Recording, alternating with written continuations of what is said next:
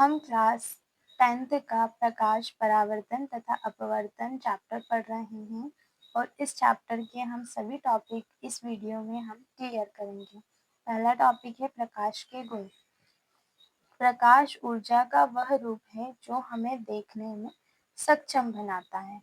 प्रकाश ऊर्जा मतलब हमें सूर्य से क्या मिलती है? ऊर्जा मिलती है और हम किसी भी वस्तु को क्या करते हैं? देख सकते हैं। हम किसी भी वस्तु को प्रकाश की उपस्थिति में देख सकते हैं। प्रकाश हमेशा सीधी रेखा में चलता है। क्या करता है? सीधी रेखा में चलता है। कभी भी ये टेढ़ा मेढ़ा नहीं चलता है। प्रकाश की छाया बनती है। प्रकाश छाया डालता है किसी भी वस्तु की। जैसे ये पेन की छाया आ रही है तो वैसे ही हर किसी वस्तु की सभी लोग देखते हैं कि प्रकाश की क्या आती है? छाया पड़ती है। जब प्रकाश किसी सतह से टकराता है, किसी भी सरफेस मतलब ये जैसे कॉपी से ही टकराया, किसी भी चीज से क्या होता है? टकराता है तो तीन चीजें हमें दिखाई देती है, मतलब तीन घटनाएं हमें दिखाई देती है। परावर्तन, अपवर्तन और अवशोषण। परावर्तन में क्या होता है?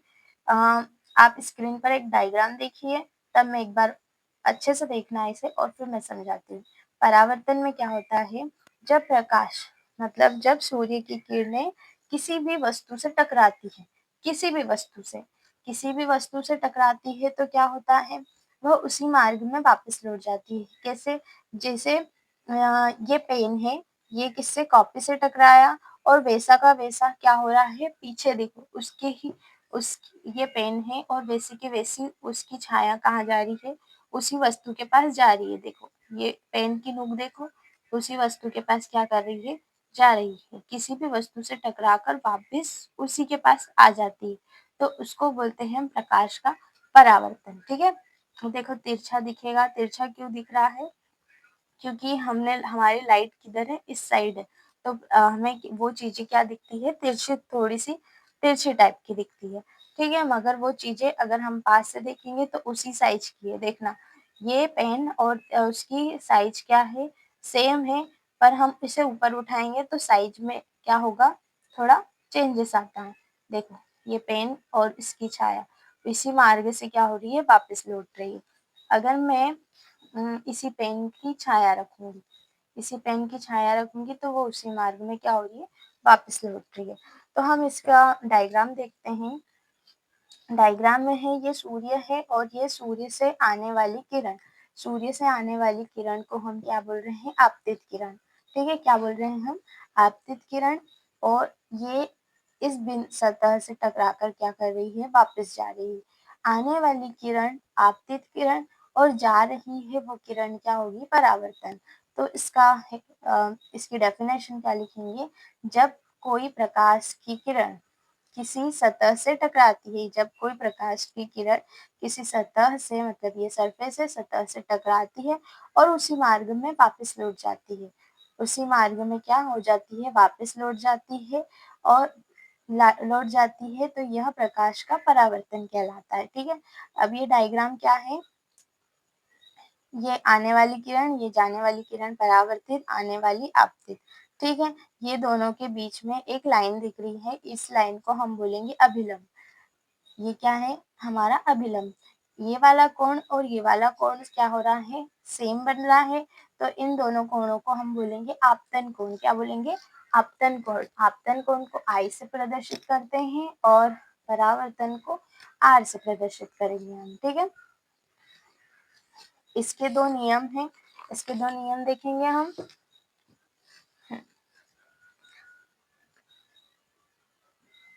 परावर्तन के दो नियम हैं।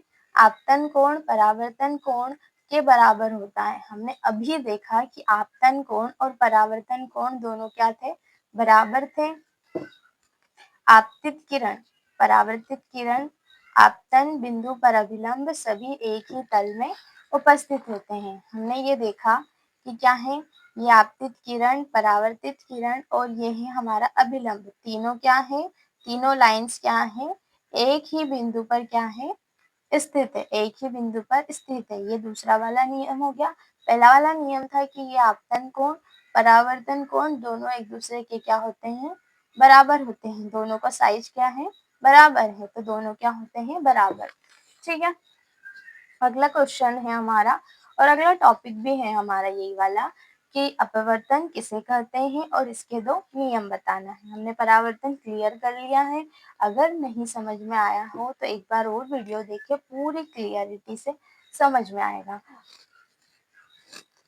ठीक है, अगला नियम अच्छे से देखेंगे, ध्यान से देखना। अच्छा नियम है पर थोड़ा सा डिफिकल्ट लगेगा। ठीक है, जब प्रकाश की किरण विरल माध्यम से सघन माध्यम में जाती है तो अभिलंब की ओर झुक जाती है या मुड़ जाती है। ठीक है, जैसे हमने किया वैसा का वैसा। ये सूर्य से एक किरण आई, सूर्य से किरण, ये हमारी सूर्य से एक किरण आई, जिसे हम आने वाली किरण को हम क्या बोलते हैं, आपतित किरण, और ये जाने वाली किरण को हम क्या बोलते हैं, परावर्तित किरण। और ये क्या है, हमारा अभिलंब है। जब माध्यम माध्यम तीन प्रकार, माध्यम दो है यहाँ पर, विरल माध्यम और सघन माध्यम। विरल माध्यम में मतलब आएगा वायु, और सघन माध्यम में हमारी आएगी कांच। ठीक है, तो ये विरल माध्यम वायु में है और यहाँ पर एक कांच रखा है, या फिर मान लीजिए हमने पानी रखा है। ठीक है, तो पानी में हम क्या करेंगे, किसी भी पेन को डुबो के देखेंगे, किसी भी पेन को डुबो के देखेंगे तो वो अभिलंब से दूर होता है या पास होता है, ये हमें देखना है। ठीक है, वीडियो देखिए और वीडियो में दिखाया जा रहा है कि अभिलंब से पास है कि दूर है, अच्छे से देखिए। अब मैं अच्छे से समझाती हूँ। ठीक है, सुनिए। आपतित किरण, यहाँ से एक किरण आई है और जैसे ही पानी में गई है वो क्या हो गई है, अभिलंब से की ओर झुक गई। अभिलंब, ये आपतित किरण किधर जाने वाली थी, यहाँ जाने वाली थी, ऐसी जा रही थी, ऐसी जा रही थी, तो अभिलंब की ओर इधर की साइड क्या हो जाती है, आ जाती है, अभिलंब की ओर झुक जाती है। ठीक है, अगर हम कांच से बाहर जाएंगे, अगर कांच से वायु में वापस से जाएंगे, कांच सघन से वापस विरल में आएंगे, तो ये अभिलंब से क्या हो जाती है, दूर हो जाती है। ठीक है, डेफिनेशन पढ़ेंगे। जब प्रकाश की किरण विरल माध्यम से सघन माध्यम में आती है तो अभिलंब से क्या हो जाती है, झुक जाती है, और सघन माध्यम से विरल माध्यम में सघन माध्यम से विरल माध्यम में जाती है तो ये अभिलंब है, और अभिलंब से क्या हो जाती है, दूर हो जाती है। ठीक है, इस घटना को हम क्या बोलते हैं, प्रकाश का अपवर्तन बोलते हैं। तथा जब प्रकाश किरण सघन माध्यम से विरल माध्यम में जाती है तो अभिलंब से दूर हो जाती है। प्रकाश का विरल में से सघन में जाना, अभिलंब के पास आना, वो दूर जाना, इसी घटना को हम क्या बोलेंगे, प्रकाश का अपवर्तन कहते हैं। ठीक है, अपवर्तन समझ में आया। अब हम पढ़ेंगे अपवर्तन के नियम।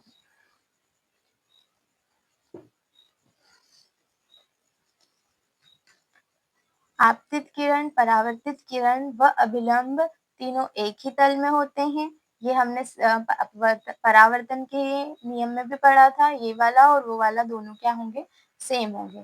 ठीक है, किन्हीं दो माध्यमों के लिए आपतन कोण, किन्हीं दो माध्यम के लिए आपतन कोण, मतलब पहला माध्यम कौन सा था, विरल और सघन, तो दोनों में आपतन कोण की ज्या और अपवर्तन कोण की ज्या का अनुपात स्थिर रहता है।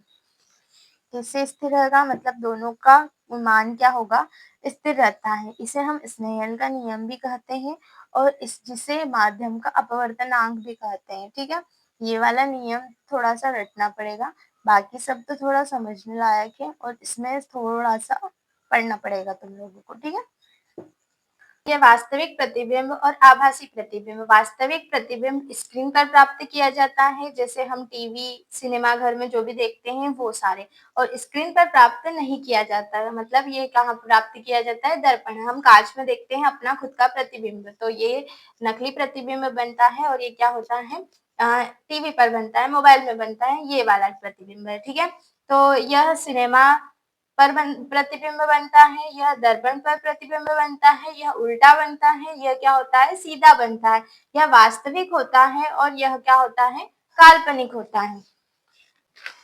अगला टॉपिक है हमारा समतल दर्पण से निर्मित प्रतिबिंब की विशेषताएं हैं। तो प्रतिबिंब समान आकार का बनता है। हम जब कांच में हमारे फेस देखते हैं तो हम जितनी दूरी पर खड़े रहते हैं उतनी ही दूरी पर उतने ही आकार का प्रतिबिंब हमें दिखाई देता है। प्रतिबिंब दर्पण से उतनी ही दूरी पर बनता है जितना कि हम प्रतिबिंब दर्पण से दूर खड़े हैं। प्रतिबिंब सदैव सीधा व आभासी बनेगा। प्रतिबिंब क्या होता है? सदैव सीधा बनता है और नकली बनता है, काल्पनिक बनता है। ठीक है। अगला क्वेश्चन है हमारा, गोलीय दर्पण किसे कहते हैं? इसके प्रकार लिखिए। वे दर्पण जिसकी परावर्तक सतह घुमावदार होती है। गोलीय सतह पर यदि बाहरी या भीतरी और पॉलिश कर दे तो यह गोलीय दर्पण बन सकता है। हम थाली देखते हैं।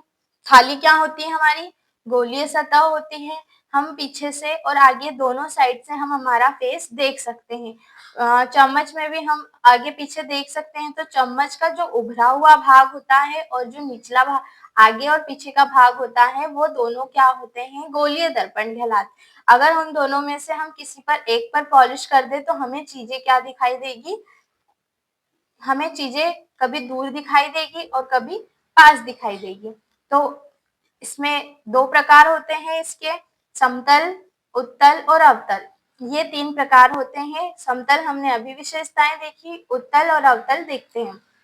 उत्तल क्या होता है? उत्तल और अवतल क्या होता है ये भी लिखा है और उत्तल और अवतल में अंतर भी लिखा है। ठीक है। तो इसे परावर्तन सतह बाहर की ओर उभरी हुई होती है। इसकी परावर्तन सतह बाहर की ओर इस टाइप से क्या होती है? उभरी हुई। बाहर से क्या होती है? उभरी हुई होती है। ये बाहर से क्या है? उभरी हुई है। और पॉलिश किधर करते हैं? पॉलिश किधर करते हैं हम? ये दोनों साइड से बाहर से उभरी हुई रहती है। पॉलिश हम अंदर से करते हैं। ठीक है। पॉलिश हम अंदर से करते हैं।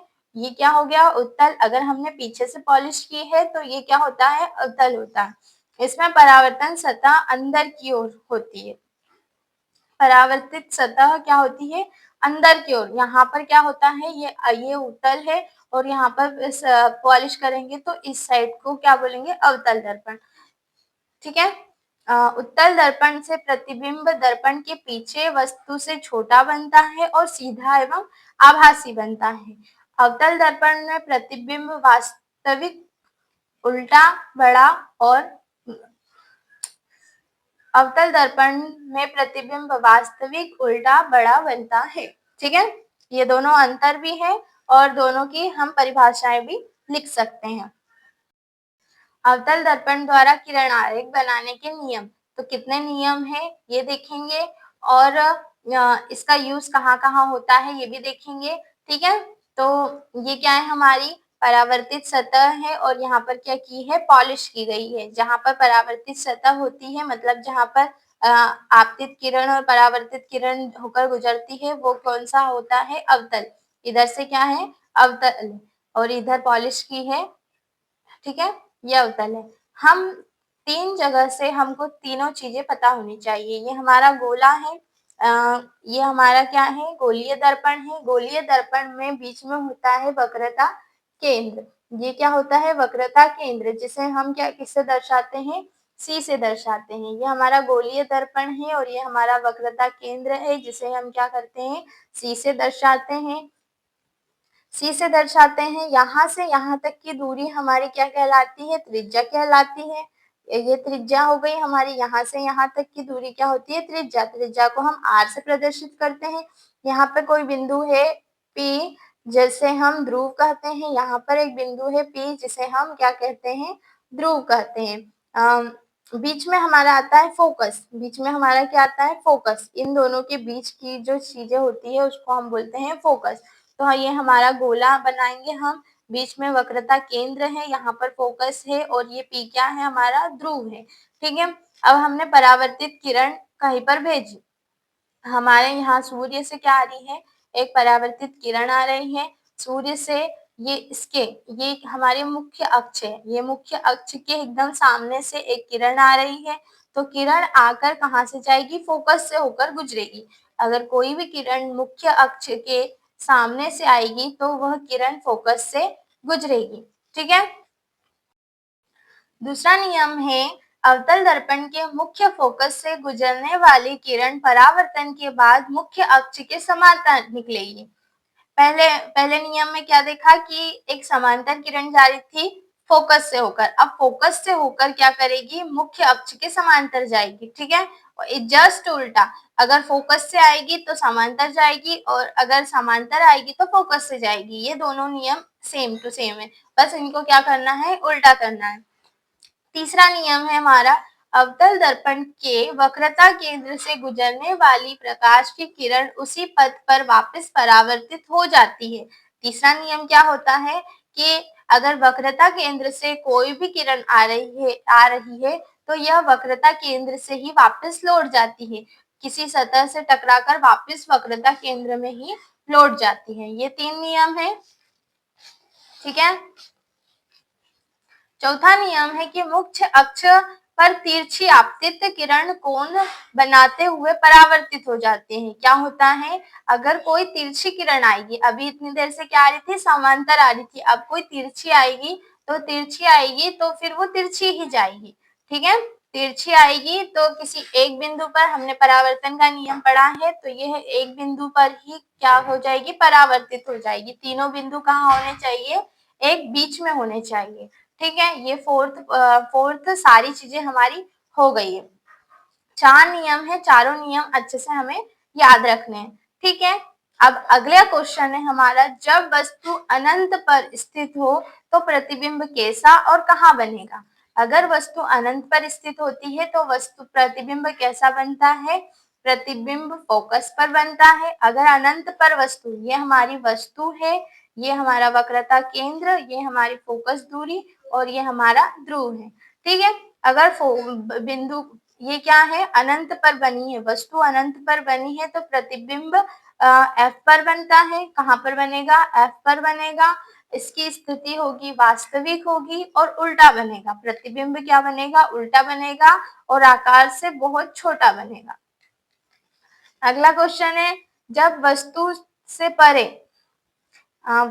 परे बीच में स्थित हो या फिर वस्तु से परे में हो तो प्रतिबिंब कैसा और कहाँ बनेगा। तो वस्तु से परे मतलब बीच में स्थित हो, वस्तु कहाँ हो, बीच में स्थित हो तो प्रतिबिंब कैसा बनेगा।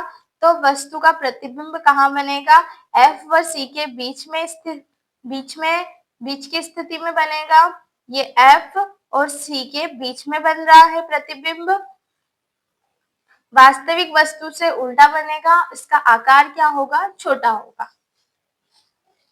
ये सारे पॉइंट हमें याद करने हैं, इन्हें समझना, थोड़ा थोड़ा समझना है और इन्हें डायरेक्टली हमें याद ही करना है। ठीक है,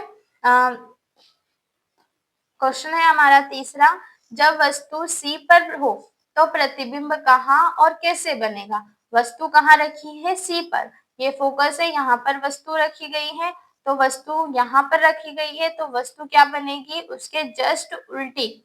अगर सी पर होगा तो उसका जस्ट उल्टा, यहाँ पर वस्तु ए और बी रखी है, उसकी उल्टा क्या होगा, बी सी। प्रतिबिंब सी पर बनेगा, प्रतिबिंब जहां पर सी पर है तो सी पर ही बनेगा और वास्तविक बनेगा। प्रतिबिंब क्या इतनी दूरी पर है तो इतनी ही दूरी पर बनेगा और आकार में क्या होगा, बराबर बनेगा। जब वस्तु F पर हो तो प्रतिबिंब कहाँ और कैसा बनेगा।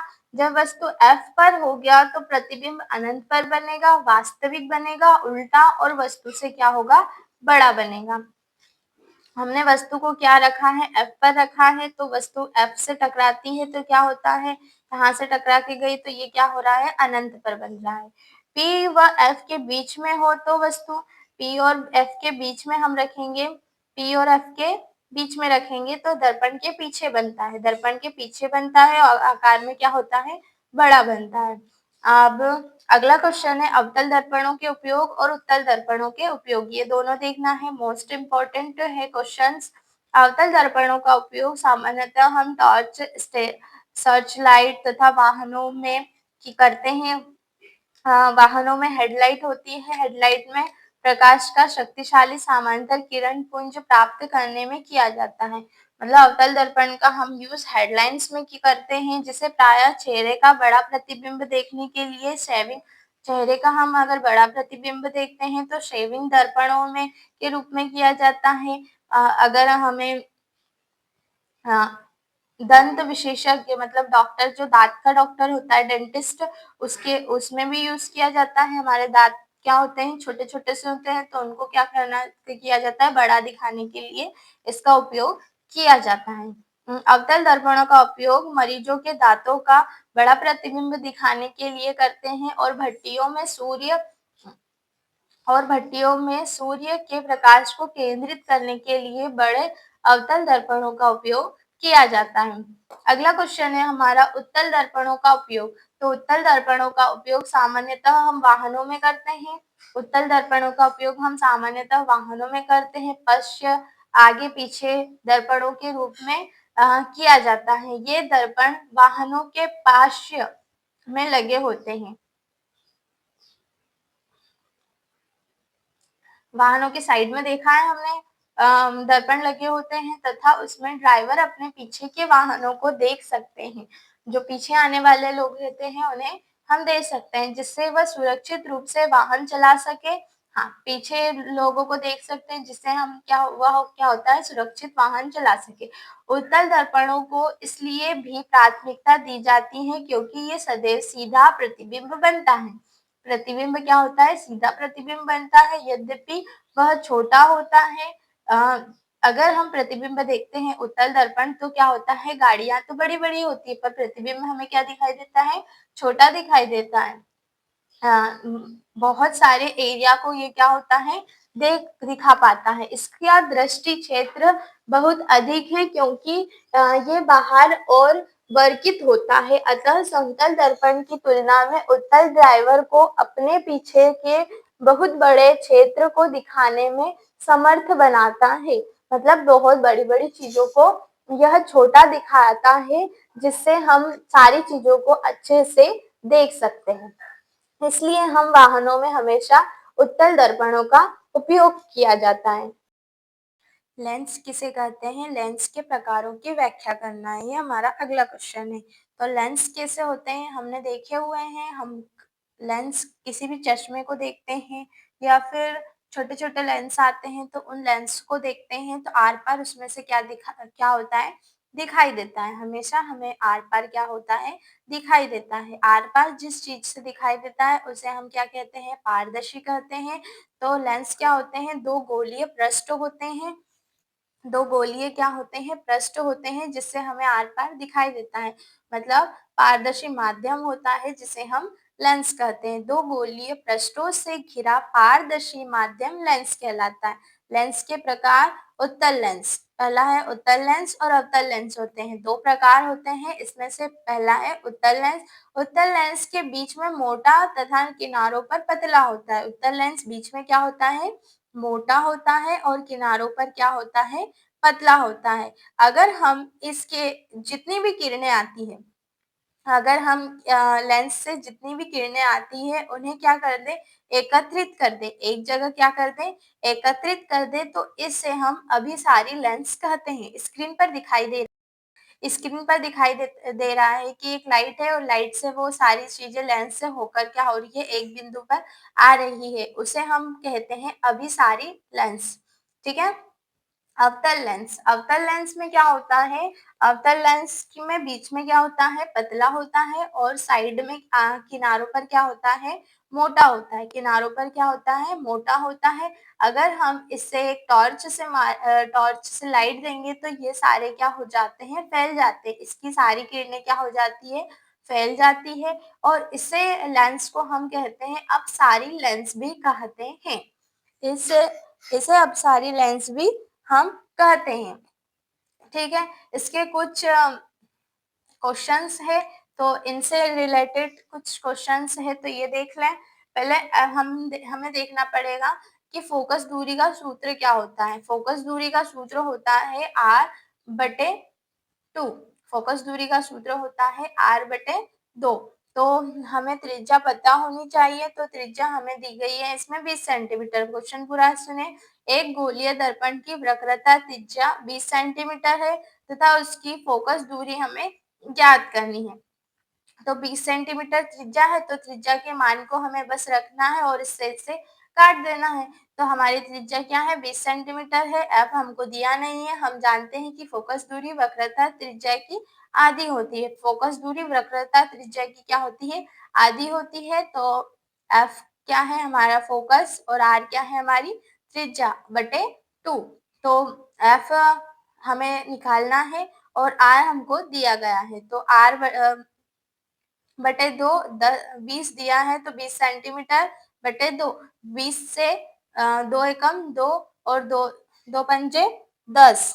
तो ये 10 सेंटीमीटर गोलीय दर्पण की फोकस दूरी हमें मिल गई है।